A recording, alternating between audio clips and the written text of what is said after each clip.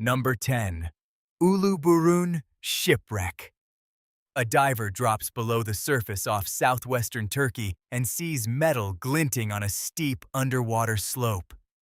That image helped force one of the biggest corrections in the history of ancient trade.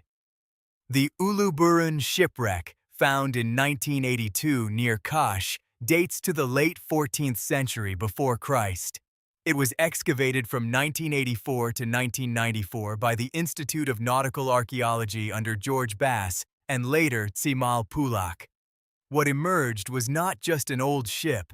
It was a cargo so large that older maps of Bronze Age exchange looked too small. The numbers matter.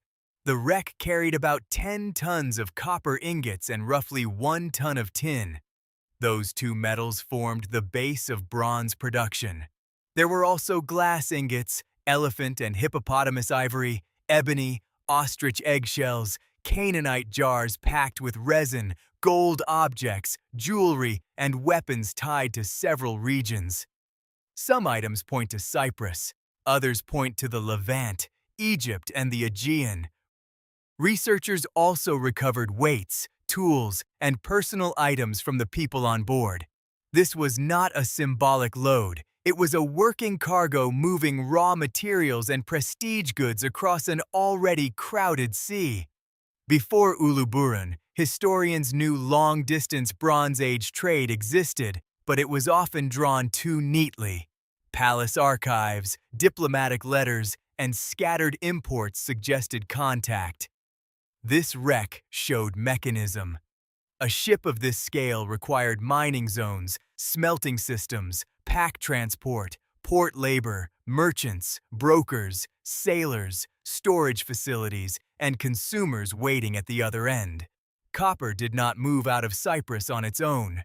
Tin did not simply appear.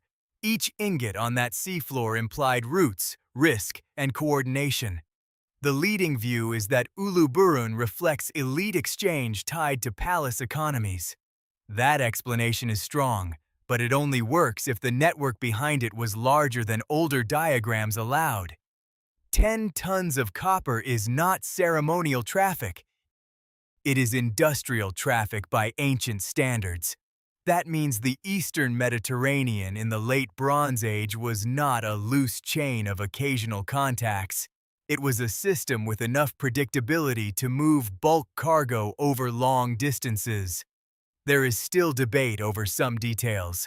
Scholars argue about the exact origins of part of the tin, the identity of the passengers, and whether the voyage was mainly royal, private, or some hybrid of both. The evidence is incomplete, but the larger implication is not. Uluburun forced historians to redraw the Eastern Mediterranean as a denser commercial world, one where ports, courts, and workshops were linked by repeated maritime movement much earlier than most people imagine. And once that larger Bronze Age map is in place, the next correction becomes easier to see. By the Roman period, trade expanded outward through the Red Sea into the Indian Ocean. Number 9. Berenike. Imagine opening a storage space in a Roman port on Egypt's Red Sea coast and finding one of the clearest signs of India sitting in the dust. Not silk, not myth. Pepper, Berenike on the western shore of the Red Sea in Egypt's eastern desert, was founded in the Ptolemaic period and remained active under Rome. Modern excavations led by Stephen Sidebotham and an international team turned the site into one of the clearest pieces of evidence for Indo-Roman trade. Archaeologists found amphorae, botanical remains, textiles, beads, inscriptions, imported ceramics, and black peppercorns from India itself. The mechanism was practical. Ships rode monsoon winds across the Arabian Sea from western India toward the Red Sea. Cargo reached ports like Berenike. From there, goods moved by camel across the desert to the Nile, then north toward Alexandria and the wider Mediterranean. That chain required ship technology, navigational knowledge, desert roads, wells, guards, warehouses, custom systems, and buyers rich enough to absorb the cost. Berenike matters because it preserves evidence from several points in that chain. It was not just a dot on the shore, it was an operating hinge between two worlds. Older maps often showed Roman trade with India as real but narrow, almost like a luxury side route at the fringe of empire. The archaeology pushes harder than that. Repeated imports and specialized goods suggest regular throughput and organized handling. This was infrastructure, and infrastructure changes the picture because it means expectation. Merchants were not gambling on a miracle voyage once in a generation. They were working inside a route system that people planned around. The mainstream explanation is clear enough. Berenike was a major Red Sea port tied into Roman trade with Arabia, East Africa, and India. A more historically informed reading goes further. It suggests that Red Sea ports were not passive receiving stations. They were active filters, tax points, labor hubs, and redistribution centers that made the long route function. The fringe version sometimes jumps to the claim that Rome operated in a fully globalized economy in the modern sense. That overstates the case. Ancient trade remained seasonal, expensive, and vulnerable to weather and politics. But the correction is still major. Once Berenike is placed where the evidence says it belongs, the western end of Indian Ocean commerce stops looking peripheral. It starts looking central, and that pushes the map toward India itself. Number 8. Pattanam and the Muziris problem. In the humid soil of Kerala, broken amphorae, glass beads, brick structures, and imported ceramics began to pile up into a larger argument. Pattanam, on India's Malabar coast, has been excavated since 2007 by teams linked to the Kerala Council for Historical Research. The site has produced Roman amphora fragments, Mediterranean ceramics, glass, semi-precious stone beads, teak remains, bollards, and evidence of wharf activity. Many researchers connect Pattanam with Muziris, the famous port described in Greco-Roman texts, though that identification is still debated. That tension is exactly why the site matters. Even if the name remains unsettled, the trade map already has to change. The mechanism is straightforward. This coast sat close to pepper zones that helped drive commerce between India and the Roman world. Ships could reach the Malabar coast using monsoon winds. Cargo could then be assembled, taxed, stored, and shipped west across the Arabian Sea. The finds suggest a place built for movement. Imported amphorae indicate Mediterranean goods coming in. Beads, spices, timber, and other exports point the other direction. The site was not a village that happened to collect foreign objects. It functioned like a port node. For a long time, older maps made Roman trade with India look thin and concentrated in a few named places known from texts like the Periplus of the Erythraean Sea. Pattanam pushes the evidence back into the ground. Archaeology shows handling facilities, industrial debris, and a scale of exchange that fits a major emporium. The Muziris papyrus sharpens the point. That document, preserved in Vienna and usually dated to the 2nd century after Christ, records a shipment from India so valuable that many reconstructions place it in the millions of sesterces. Scholars debate the exact arithmetic, but the implication is clear.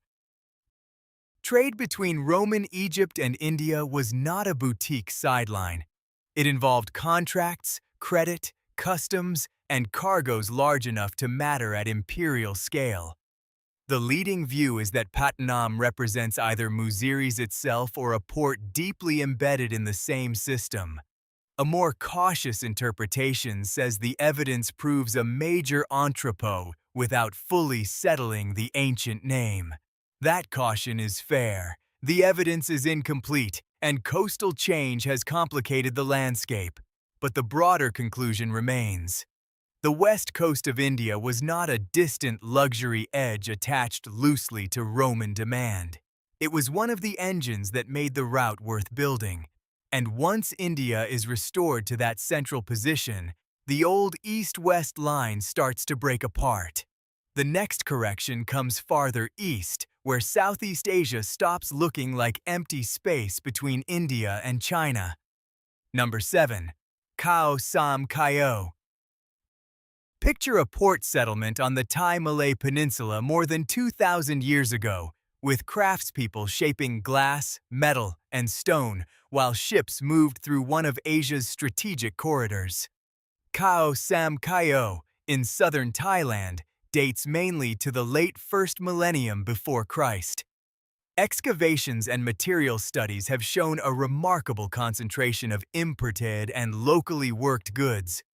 Researchers found evidence for glass production, metalworking, stone ornament manufacture, and objects tied to South Asia, mainland Southeast Asia, island Southeast Asia, and China. This was not a passive shoreline community. It was a manufacturing and exchange hub. The mechanism matters because older trade maps often ran a simple line from India to China, with Southeast Asia treated as a vague passage zone. Khao Sam Kyo breaks that model. Chemical studies of glass, bead typology, and artifact distribution show that materials, techniques, and finished goods were moving through the peninsula in multiple directions. Some traditions point west, others point east. Some goods were imported and reworked on site. That means the peninsula was not just receiving trade, it was transforming trade. It took in raw material, labor, and ideas, then pushed altered goods outward again. The historically important point is timing. This was happening centuries before later maritime empires made the region famous in written sources. One of the key connective tissues of Asian trade was already active before the map in many textbooks really begins to thicken. The leading interpretation sees Khao Sam Kyo as an early cosmopolitan node tied to trans-Asiatic networks and local political authority. A broader reading argues that sites like this force historians to replace the old corridor model with a nodal model. Trade did not move across Asia in one continuous ribbon. It jumped through workshops, choke points, and multilingual settlements that added value at every stage. Fringe claims sometimes try to turn these finds into proof of a lost super network that erased regional difference. The evidence does not support that. Khao Sam Kyo was connected, not uniform. But connected is enough to redraw the map. Once Southeast Asia is treated as an active broker rather than a blank middle zone, the whole geometry of ancient commerce changes. India no longer feeds China across empty water. Routes bend, stop, split, and recombine through intermediary ports. And that sets up the next correction, where new evidence shows Mediterranean sea trade recovering faster after collapse than historians once thought. Number 6. The Iron Age cargoes of Tel Dor. On the Carmel coast of Israel, at the ancient port city of Dor, archaeologists uncovered something unusually important. Not just imported goods, but ship cargoes preserved inside a harbor context. That distinction is the whole story. For years, Iron Age Mediterranean trade had to be reconstructed from scattered pottery, stray inscriptions, wrecks found far offshore, and later written sources. Dor changed that. In a 2025 study in antiquity, researchers described 3 Iron Age cargo assemblages from the harbor of Dor, giving historians a tighter view of how maritime trade was functioning in the eastern Mediterranean after the collapse of the late Bronze Age palace world. Here is why that matters. Older maps often treated the centuries after that collapse as commercially thinner, more fragmented, and slower to recover than the Bronze Age system that came before. There was truth in that. Palatial exchange networks did break apart. But Dor suggests something more dynamic. Cargo in a port setting means loading, unloading, storage, brokerage, and local redistribution. It shows not just that goods moved, but that they moved through organized coastal infrastructure. That is a bigger claim than finding imported pottery in a house. It points to a live harbor economy. A harbor cargo ties together sailors, ship owners, merchants, dock labor, warehouses, local authorities, and buyers inland. It also points to repeat traffic. One cargo might be an accident. Several cargo assemblages in a trading port suggest pattern. Door therefore helps close a major blind spot. Instead of imagining Iron Age exchange as a dim recovery period between brighter commercial ages, historians now have evidence for an active maritime node handling real shipments in a functioning port environment. The leading interpretation is not that Door restored the old Bronze Age world exactly as it was. The network had changed.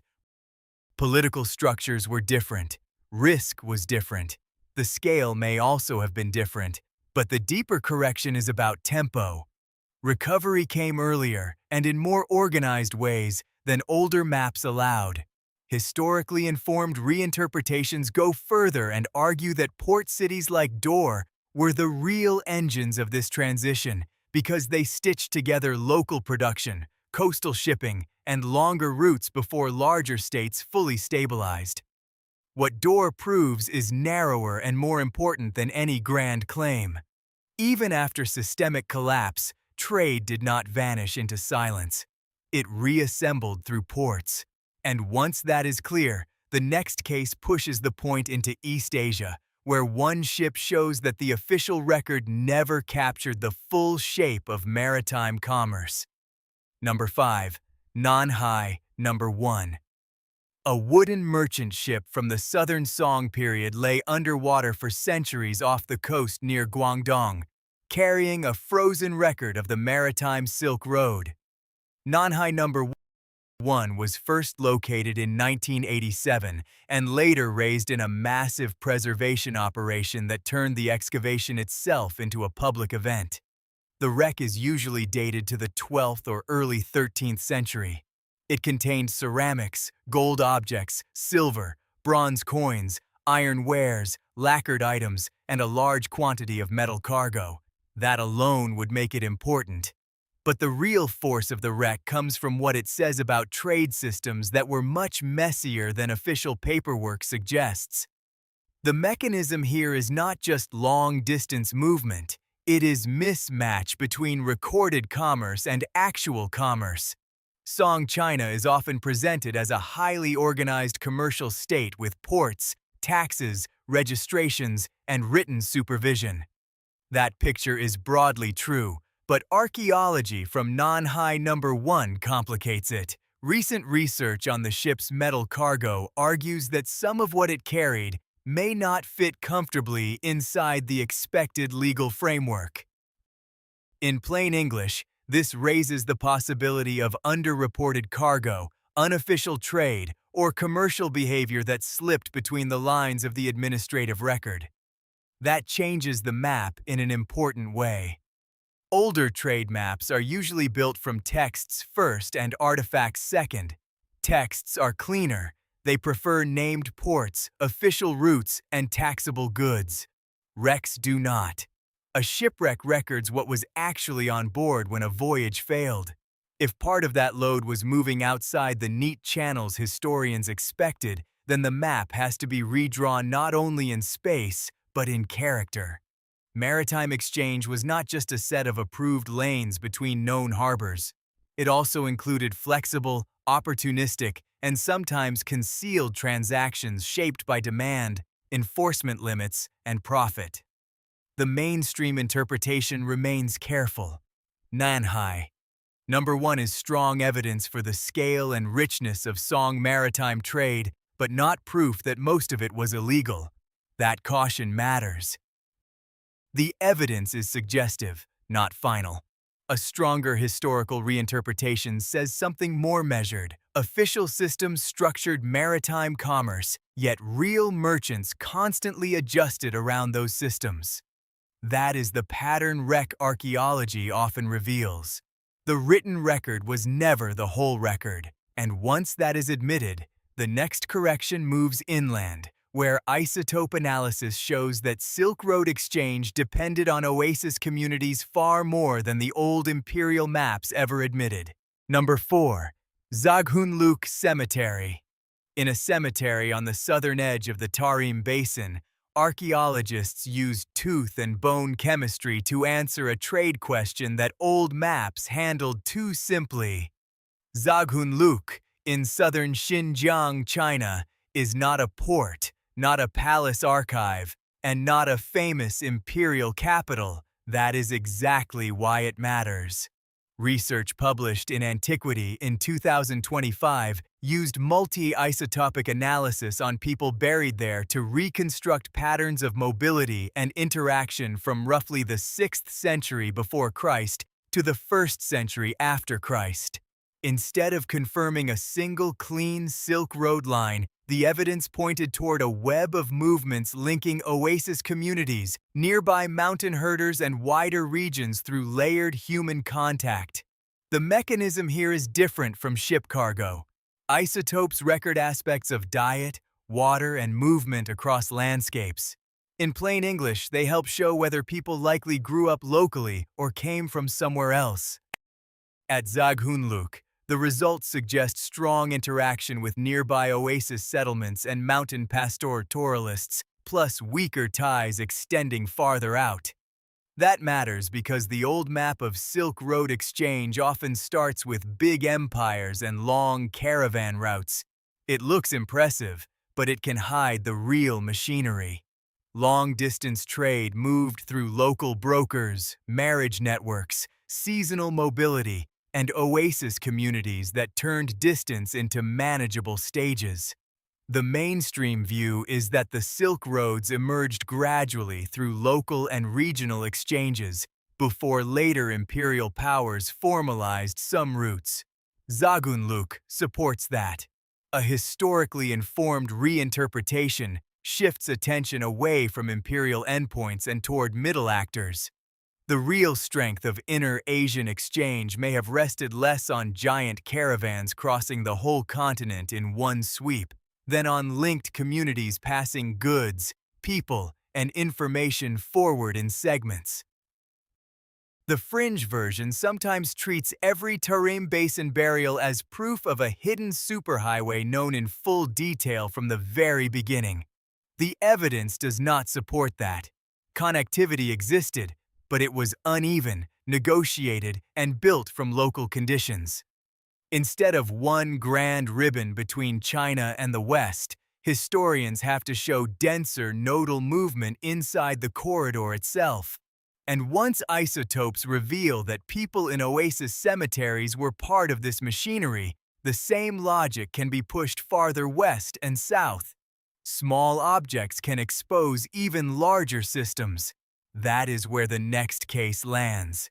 Number 3. West African beads. A tiny glass bead does not look like enough evidence to redraw a continent. Then chemistry gets involved. Across West Africa, archaeologists have recovered glass beads from sites in places such as Mali, Senegal, and Ghana. At first glance, they can seem like simple prestige items, but compositional analysis changes the scale of the story. Studies in PLOS One in 2020 and later work expanding the sample in 2025 examined hundreds of beads and traced them to multiple production traditions and exchange systems. Some beads were tied to Islamic world networks and trans-Saharan routes. Others pointed toward different origins and different phases of circulation. Instead of one trade corridor running cleanly from North Africa into the Sahel, the evidence revealed a changing mosaic. Here, the mechanism is chemical fingerprinting. The elemental composition of glass can preserve clues about raw materials, recipes, and workshop traditions. That lets researchers compare beads found in West African contexts with known production zones elsewhere. Once enough samples are tested, patterns emerge. A burial assemblage or settlement cache stops being just ornament. it becomes a map fragment. And when many fragments are compared, the old image of trade can start to fail. Older popular histories often treated West Africa as commercially peripheral until external contact intensified and left larger written records. That view has been weakening for years, but bead chemistry pushes harder. It shows that West African communities were tied into long-distance systems through more than one route and more than one commercial rhythm. Some networks intensified at certain periods, others faded or shifted. Trade maps are often too static. They show a line and give the impression of permanence. The beads say the opposite. Networks changed with politics, security, demand, and access to intermediaries. The mainstream interpretation is cautious and strong. Chemical data demonstrate multiple supply connections and a more complex trans-Saharan and extra-Saharan exchange world than older simplified maps allowed. A deeper historical reinterpretation adds that beads likely moved through layered chains of brokers, not direct point-to-point exchange between distant civilizations. That matters because it restores agency to local markets, not just imperial frontiers. Fringe readings sometimes try to turn every imported bead into proof of direct oceanic contact or hidden routes with no supporting context. That goes beyond the evidence. The real correction is already large enough. West African trade was more connected, more flexible, and more regionally varied than the old map admitted. And once bead chemistry makes that visible in the Western Sahel, the same method will force another redraw farther south, where Indian Ocean goods reached deeper into the African interior than historians long assumed. Number 2. Kaitcha and the Southern African interior. Far from the Indian Ocean coast, small imported objects began to show that the old map of early trade into southern Africa was drawn too close to the shoreline. At Kaitcha, in Botswana, archaeologists recovered glass beads and cowries from contexts dated broadly between the 7th and 10th centuries after Christ. On paper, that may sound modest. In practice, it is a major correction. These were not coastal finds. They were evidence that goods tied to the Western Indian Ocean were moving deep into the interior, through communities that older maps often treated as outside the main commercial system. The mechanism again is material sourcing, distribution, and context. Beads are small, durable, and easy to transport. That makes them excellent tracers of exchange, especially when their chemistry or typology can be compared across regions. Cowries add another layer because they are visible markers of distance. When such items appear far inland in meaningful numbers, the explanation is not random contact. It implies corridors, intermediaries, demand, and repeated movement. Goods had to pass from coastal traders to inland brokers, then onward through local systems of exchange, status display, and redistribution. That matters because older models of early Southern African trade often gave overwhelming emphasis to the coast itself. Kaitcha shifts the focus inland. It suggests that communities in the far interior were not late, passive recipients of occasional exotic items. They were part of the machinery that made long-distance trade worthwhile. Goods did not simply arrive and stop. They circulated, acquired new meanings, and helped bind interior regions into wider commercial structures. The leading interpretation is careful. Kaitcha does not prove that every inland settlement was directly linked to maritime merchants. It supports a layered network, with goods moving through multiple hands across the Shashe-Limpopo region and beyond. Once inland brokers and redistribution centers are restored to the picture, the trade map no longer looks like a set of thin coastal threads. It becomes a branching inland system connected to the ocean, but not controlled only by the shore. Fringe claims sometimes overstate this into visions of direct continuous contact between every interior community and foreign merchants. The evidence does not say that. What it does say is more useful. Early trade in southern Africa was deeper, more structured, and more geographically extended than simplified maps allowed. And once that inland extension is clear, the final case pushes the argument to its outer limit. Even the medieval European luxury market reached into the high Arctic. Number 1. Norse Greenland walrus ivory. In medieval Europe, carved walrus ivory appeared in luxury objects, church goods, gaming pieces, and prestige art. For a long time, the trade behind that material sat in the background, treated as a specialized northern sideline. New science changed that. Ancient DNA work published in 2018 showed that the source of walrus ivory entering Europe shifted over time until Greenland became overwhelmingly dominant. Then, a 2024 study in Science Advances pushed the picture farther. It argued that Norse Greenlanders were likely obtaining walrus from the Northwater Polynia region in the high Arctic, far beyond the image of a small farming colony hugging the southwest coast. The mechanism is a chain of extraction, transport, and elite demand. Walrus were hunted in dangerous Arctic conditions. Tusks and rostra then had to be moved south through Greenlandic settlements, shipped across the North Atlantic, and inserted into European markets hungry for prestige material. This required labor, seafaring skill, seasonal planning, and reliable demand at the far end of the chain. When DNA and isotopic evidence tie European ivory back to Greenlandic populations, the old map of medieval trade has to expand northward in a serious way. The mainstream explanation is that walrus ivory was one of the economic pillars that helped sustain the Norse Greenland settlements within a broader European world. That is well supported. The stronger reinterpretation is about geography. Greenland was not merely an isolated colonial outpost surviving at the edge of known commerce. It was a supplier embedded in a luxury network stretching into the core of medieval Europe. The 2024 research adds another pressure point. If hunting extended into the high Arctic around the Northwater Polynia, then the map must include procurement zones even farther north.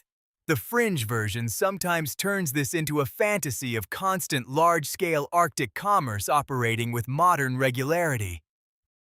The evidence does not support that. The system was difficult, risky, and vulnerable. But the correction remains profound. A supposedly marginal colony helped feed a pan-European market through an extraction frontier near the top of the world. That is the pattern this entire countdown has been building toward. Across all 10 cases, the same lesson keeps returning. Trade maps used to be drawn from texts, political borders, and a few famous centers. Archaeology redraws them from cargo, chemistry, ports, beads, botany, isotopes, and DNA. And every time that happens, the world gets denser. The sea lanes are older than expected, the ports are busier than expected, the middle zones are not empty, oases are not sidelines, interior settlements are not passive. Even the Arctic is not outside the system. That is the deeper correction. Ancient and medieval trade did not depend only on empires staring at each other across a map. It depended on storage yards, caravan stages, bead brokers, harbor workers, desert routes, hunting grounds, and communities' older narratives barely mentioned. Historians are not just adding new dots. They are replacing a simple line drawing with a network full of choke points and regional engines. Archaeology does not make the past more connected than it was. It makes our picture less flat. A wreck shows bulk movement. Pepper shows repeated contact. Beads show hidden intermediaries. Isotopes show mobile communities. DNA shows supply chains reaching into places the old map treated as remote margins. The trade world was already there. We are only now drawing it at the right scale.